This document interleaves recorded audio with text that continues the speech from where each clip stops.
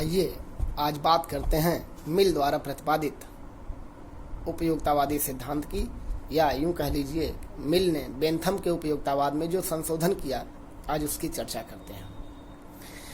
वस्तुतः John Stuart Mill अपने पिता जेम्स मिल के गुरु बेंथम द्वारा प्रतिपादित उपयोगितावादी सिद्धांत का संरक्षण करे, ऐसी उम्मीद जेम्स मिल के द्वारा अपने पुत्र जॉन स्टुअर्ट मिल से की गई थी। लेकिन जॉन स्टुअर्ट मिल ने समय की परिस्थितियों को देखते हुए और ब्रिटेन में जो तत्कालीन सुखवाद विरोधी आंदोलन कार्लाइल के द्वारा शुरू किया गया था, उसको देखते हुए उपयोगितावाद को सुरक्षित और संरक्षित करने का प्रयास करता रहा। उपयोगितावाद की सुरक्षा और उसे समयानुकूल बनाने का प्रयास जॉन स्टुअर्ट मिल द्वारा करने का जो अंतिम परिणाम निकला, वह यह निकला कि वह उपयोगितावादी सूत्र से बहुत दूर चला गया। बेंथम उपयोगितावाद की रक्षा तत्कालीन उदारवाद से करता रहा, तो जॉन स्टुअर्ट मिल उपयोगितावाद की रक्षा सुखवाद विरोधी आंदोलन से करता रहा, और ऐसा करने में वह अपने को उपयोगितावादी से व्यक्तिवादी विचारधारा की दिशा में मोड़ लेता है। 19वीं शताब्दी की सामाजिक आर्थिक परिस्थितियों में उपयोगितावाद की जो आलोचना हुई थी, उस आलोचना से उपयोगितावाद की रक्षा करने के प्रयास में मिल इतना आगे बढ़ जाता है कि वह समूचे उपयोगितावादी दर्शन को ही पलट देता है। उसके समय में कार्लाइल द्वारा प्रारंभ किए गए सुखवाद विरोधी आंदोलन ने उसको यह मानने के लिए बाध्य तो किया कि उपयोगितावाद एक सुखवादी दर्शन है, लेकिन मिल अपने समय की सामाजिक आर्थिक परिस्थितियों और राजनीतिक दशाओं को देखते हुए उपयोगितावाद में यह सूत्र जोड़ता है कि यद्यपि मनुष्य एक सुख प्राप्त करने वाला प्राणी है, लेकिन वह एक विवेकशील प्राणी भी है। वह सुखों के संदर्भ में जो भी मूल्यांकन करता है, सुखों का जो भी मापन करता है, उसका एक सामाजिक परिप्रेक्ष्य है। वस्तुतः व्यक्ति की तुलना में समाज के सुखों पर बल देने की यह जो प्रवृत्ति तत्कालीन राजनीतिक परिस्थितियों के संदर्भ में मिल के चिंतन में विकसित होती हुई दिखाई देती है, वह ब्रिटेन में तत्कालीन समय में संसदीय लोकतंत्र के विकास की एक कहानी गढ़ता है। वस्तुतः संसदीय लोकतंत्र 19वीं सदी में ब्रिटेन में जिस तरह का आकार प्रकार ले रहा था और जिस तरह व्यक्ति के सुखों की तुलना में समाज के सुखों पर बल दिया जा रहा था, बहुमत पर बल दिया जा रहा था, वस्तुतः मिल ने उसी राजनीतिक दशाओं के अनुकूल उपयोगितावाद को ढालने का काम किया है।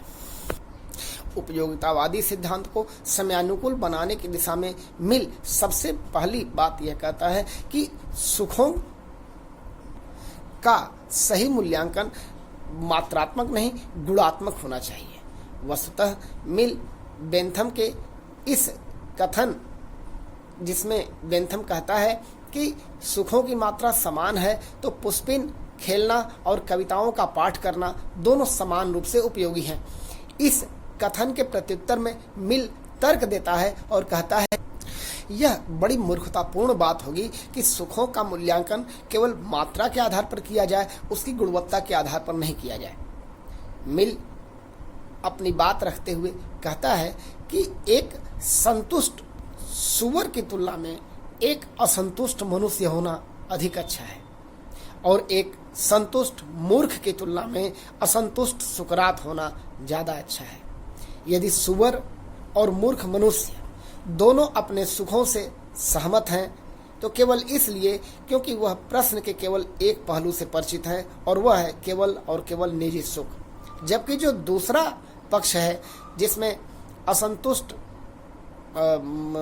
मनुष्य और एक असंतुष्ट सुकरात की बात कही गई है, ये वे लोग हैं जो सुख के दोनों पहलुओं से परिचित हैं, एक व्यक्तिगत सुख और दूसरा सामाजिक सुख। वस्तुतः जॉन स्टुअर्ट मिल सुखों के बीच मात्रा की जगह जो गुणवत्ता का अंतर दिखलाता है उपयोगितावादी दर्शन में, वह उपयोगितावाद को पूरी तरीके से पलटकर रख देता है। मिल यह प्रतिपादित करता है कि कुछ सुख हमें आत्मिक सुखों की ओर ले जाते हैं, आत्मिक आनंद की ओर ले जाते हैं, और कुछ सुख ऐसे हैं जिन्हें हम सामाजिक परिप्रेक्ष्य में देखते हैं। वस्तुतः हमारे कार्यों से उत्पन्न होने वाला सुख केवल व्यक्तिगत या निजी सुख नहीं है, बल्कि सामाजिक परिप्रेक्ष्य में भी उसकी उपयोगिता और प्रासंगिकता है। जब हम अपने सुखों को समाज के पैमाने पर तौल कर देखते हैं तो अपने निजी सुखों की तुलना में हमें सामाजिक सुखों में वृद्धि करना ज़्यादा उपयोगी प्रतीत होता है। वस्तुतः सुखों के बीच मात्रात्मक अंतर मानना बेंथम के सिद्धांतों का मूल प्रतिपाद्य है, जबकि सुखों के बीच गुणवत्ता आधारित अंतर करना मिल के दर्शन का मूल विषय है। यहीं मिल बेंथम से दूर चला जाता है और कहता है कि मात्रा उपयोगी नहीं है, बल्कि सुख की गुणवत्ता मूल तथ्य है। यदि सुखों से केवल मेरा संबंध है या व्यक्ति का निजी संबंध है, यह तत्कालीन सामाजिक परिवेश में उपयोगी नहीं था, क्योंकि बहुमत के शासन की बात की जा रही थी। इसलिए सुखों का भी सामाजिक महत्व और समाज के परिप्रेक्ष्य में अपने सुखों की उपादेयता और प्रासंगिकता को परिभाषित करना एक नई राजनीतिक मजबूरी भी बन जाता है। मिल कहता है कि हम एक समाज में रहते हैं और समाज के सभी व्यक्तियों से हमारे संबंध बंधे हुए हैं। अतः बहुत सारे ऐसे सुख होंगे जिसमें हम निजी दुख उठाकर भी समाज के अन्य लोगों के सुखों के लिए काम करते हुए दिखाई देना चाहते हैं। ऐसा इसलिए कि हम समाज के एक अवयव के रूप में अपनी प्रतिष्ठा चाहते हैं। वस्तुतः मिल सामाजिक सुखों के एक घटक के रूप में व्यक्तिगत सुखों को स्थापित करने का जो प्रयास कर रहा था, उसके पीछे 19वीं शताब्दी की सामाजिक, आर्थिक और राजनीतिक विशेषताएं जिम्मेदार हैं। सुखों के बीच गुणवत्ता का अंतर मानने के बाद मिल बेंथम के उपयोगितावाद में दूसरा सुधार यह करते हुए कहता है, बल्कि यूं कह लें कि वह बेंथम के उपयोगितावाद पर प्रहार करता है और कहता है कि बेंथम द्वारा प्रतिपादित सुख मापक गणना पद्धति को स्वीकार नहीं किया जा सकता। क्यों? ऐसा इसलिए क्योंकि मिल का मत है कि सुखों का मापन संभव नहीं है। ऐसा है, वह कहता है कि प्रत्येक व्यक्ति के सुखों में अंतर होता है। ऐसा हो सकता है कि एक व्यक्ति के लिए जो कार्य सुख प्रदान करने वाला हो, वही कार्य किसी दूसरे उच्च मानसिक स्तर वाले व्यक्ति के लिए दुख का कारण बन जाए। अर्थात किसी एक कार्य से किसी को सुख मिल सकता है और उसी कार्य से दूसरे को दुख मिल सकता है। सुख और दुख दोनों के कोई शाश्वत सिद्धांत नहीं है। किसी एक कार्य से उत्पन्न होने वाला सुख या किसी एक ही कार्य से उत्पन्न होने वाला दुख दो अलग अलग मानसिक धरातल के व्यक्तियों के लिए अलग अलग प्रकार के परिणाम उत्पन्न करेगा। जैसे एक चोर को चोरी करने में आनंद मिलता है, वह चोरी को एक कला बता सकता है, जबकि एक बुद्धिमान व्यक्ति के लिए हो सकता है कि चोरी एक घृणित कार्य हो, एक अपराध हो और कानून द्वारा दंडनीय हो। ठीक इसी प्रकार जब हम अपने सुखों की बात करते हैं तो हो सकता है कि किसी अन्य उच्च मानसिक धरातल वाले व्यक्ति के लिए, एक अधिक शिक्षित व्यक्ति के लिए हमारे जो सुख हों उसके लिए वह ग्राह्य न हो। ऐसा भी हो सकता है कि जिसे एक व्यक्ति दुख समझता है, कष्टकारी समझता है, दूसरा व्यक्ति उससे आनंद प्राप्त करे। चूँकि सुख और दुख व्यक्तियों के सामाजिक और शैक्षिक परिवेश और उनके मानसिक धरातल पर निर्भर करते हैं, इसलिए सुखों और दुखों को वस्तुनिष्ठ तरीके से मापना संभव नहीं है। ऐसा कह के मिल बेंथम द्वारा प्रतिपादित सुख मापक गणना पद्धति को पूरी तरीके से नकार देता है और कहता है कि सुखों का मापन या मूल्यांकन तो किया जा सकता है, लेकिन सुखों को वस्तुओं की तरह मापा नहीं जा सकता। बेंथम द्वारा प्रतिपादित उपयोगितावाद में एक अन्य सुधार करते हुए जॉन स्टुअर्ट मिल कहता है कि राज्य एक राजनीतिक नहीं, नैतिक संगठन है। वस्तुतः बेंथम के लिए राज्य का एकमात्र आधार यह है कि वह व्यक्तियों को सुख प्रदान करता है। राज्य के द्वारा बनाए गए कानूनों का व्यक्ति इसलिए पालन करते हैं क्योंकि इससे उसके सुखों में वृद्धि होती है और उसके दुख कम होते हैं। बेंथम राज्य की उपयोगिता का आधार, राज्य के अस्तित्व का आधार केवल और केवल व्यक्ति के सुखों को मानता है, जबकि जॉन स्टुअर्ट मिल इसके बिल्कुल विपरीत कहता है कि राज्य का आधार एक नैतिकता है।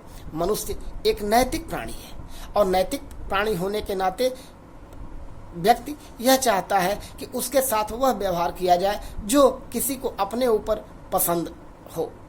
यदि किसी व्यक्ति को दूसरों के साथ अच्छा व्यवहार करना है तो उस व्यक्ति के लिए यह उचित होगा कि अन्य भी उसके साथ अच्छा व्यवहार करें। आप दूसरों के साथ वह व्यवहार न करें जो आपको अपने ऊपर पसंद न हो।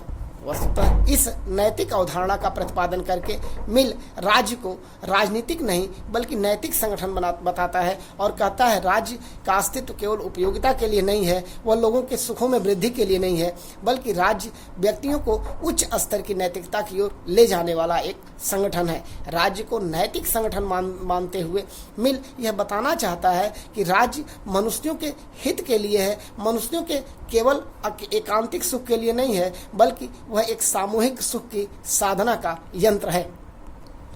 मिल का विश्वास था कि व्यक्ति के नैतिक चरित्र में शिक्षा के द्वारा, सामाजिक परिस्थितियों के द्वारा और आवश्यकता पड़ने पर राज्य के द्वारा कानून का भय दिखा करके, व्यक्ति को दंड दे करके ऐसा परिवर्तन किया जाए कि व्यक्ति केवल अपने सुखों की तलाश में न रहे बल्कि अपने सुखों को सामाजिक परिप्रेक्ष्य में परिभाषित करे और उसी संदर्भ में उसका आचरण करे।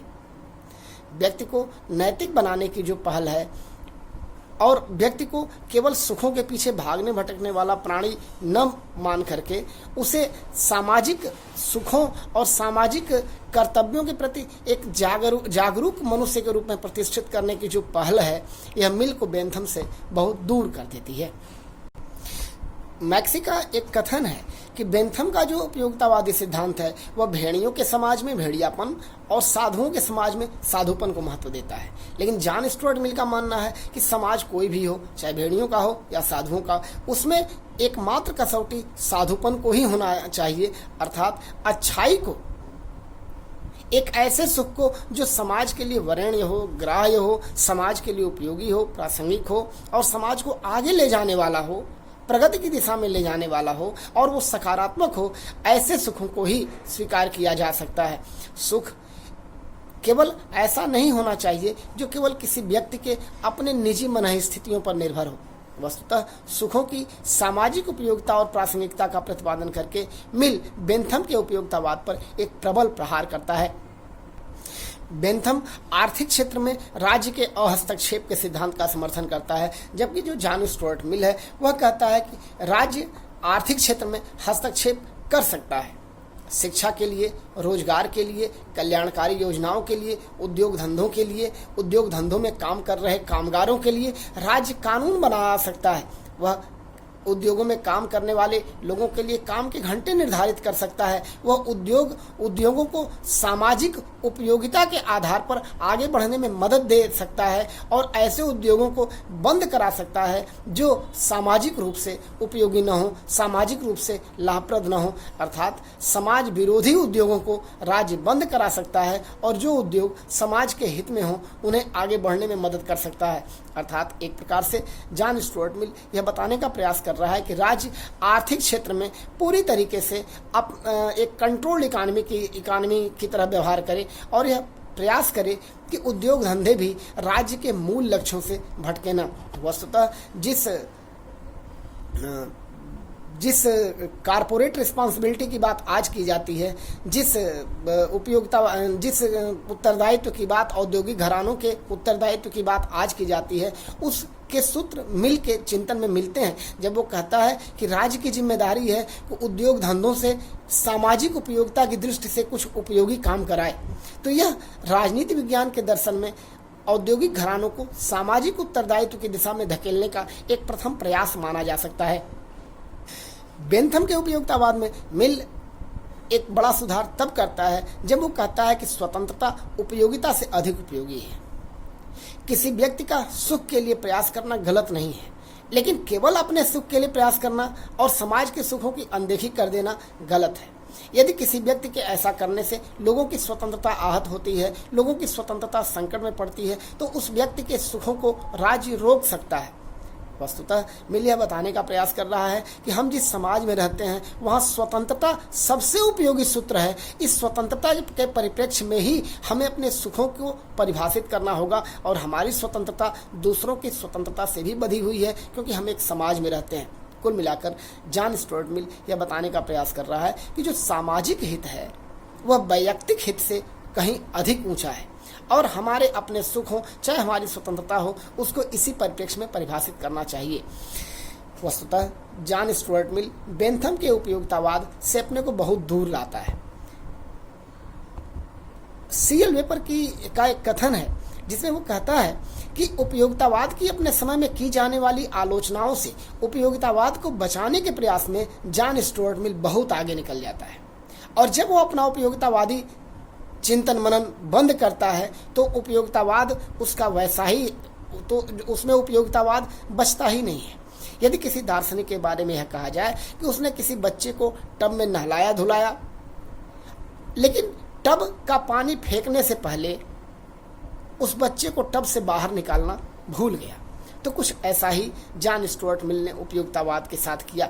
उसने उपयोगितावाद में अपने समकालीन परिस्थितियों के अनुसार बहुत से सुधार किए, उपयोगितावाद को अधिक प्रासंगिक बनाया, अधिक उपयोगी बनाया और ब्रिटेन की तत्कालीन सामाजिक आर्थिक राजनीतिक दशाओं में उसे एक ग्राह्य चिंतन के रूप में स्थापित किया।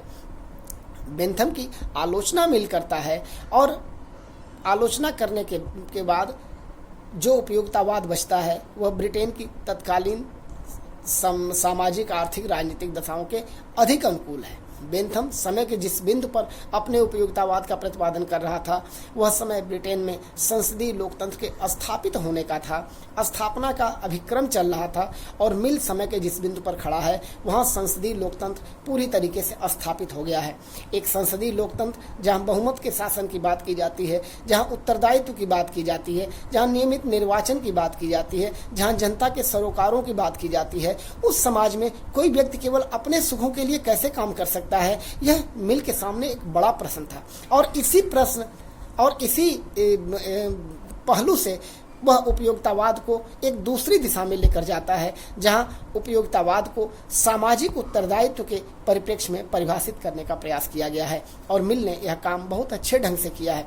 यद्यपि मिल बेंथम के उपयोगितावाद को बहुत दूर लाता है और उसमें उपयोगितावाद के परंपरागत सूत्रों को ढूंढना थोड़ा कठिन हो जाता है, लेकिन यह तत्कालीन परिस्थितियों की मांग थी और उस मांग को देखते हुए मिल ने बेंथम के उपयोगितावाद को परिवर्तित परिस्थितियों में एक नए वैचारिक आंदोलन के रूप में स्थापित किया और ऐसा करके वह कार्लाइल के सुखवाद विरोधी आंदोलन से उपयोगितावाद की रक्षा भी कर सका।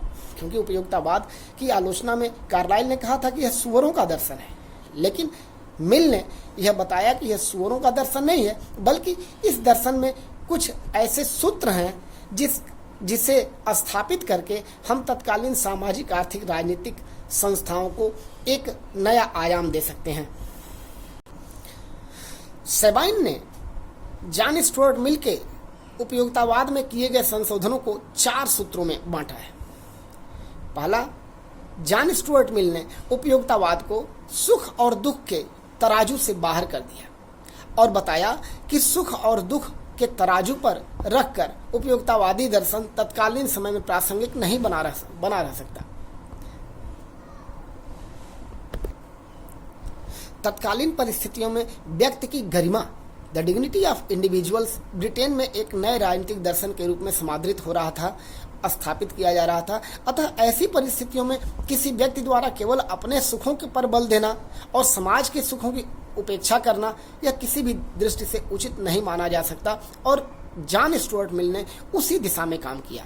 सेबाइन जो दूसरी बात कहता है वो ये कहता है कि मिल ने सुखों को सामाजिक स्वतंत्रता और राजनीतिक उत्तरदायित्व के परिप्रेक्ष्य में परिभाषित किया और उसे एक नया आयाम दिया। वस्तुतः हमारा जो सुख है वह समाज में ही ग्राह्य है। हमें अन्य व्यक्तियों के सुखों का भी ध्यान रखना है, क्योंकि हम एक उत्तरदायी प्राणी हैं।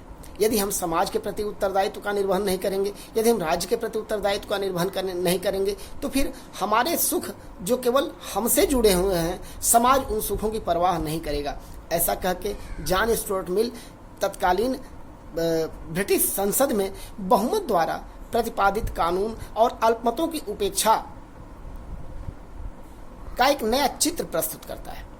मिल यह बताना चाहता है एक श्रेष्ठ जीवन वह है जो उत्तरदायित्वपूर्ण ढंग से बिताया जाए।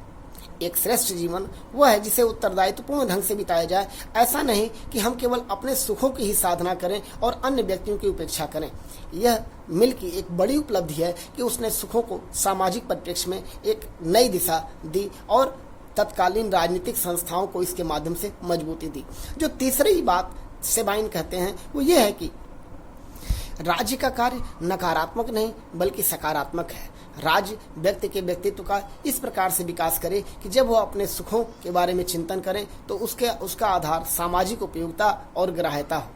चौथी बात जो सेबाइन कहते हैं वह यह है कि जॉन स्टुअर्ट मिल मनुष्य की नहीं बल्कि एक सामाजिक मनुष्य की बात करते हैं, और जब हम सामाजिक मनुष्य की बात करते हैं तो वह अपने वैयक्तिक हितों पर बल देने वाला हो ही नहीं सकता। वह जब भी बात करेगा तो समाज की ही बात करेगा। तो इन 4 सूत्रों में मिल के उपयोगितावाद को सेबाइन ने परिभाषित किया है।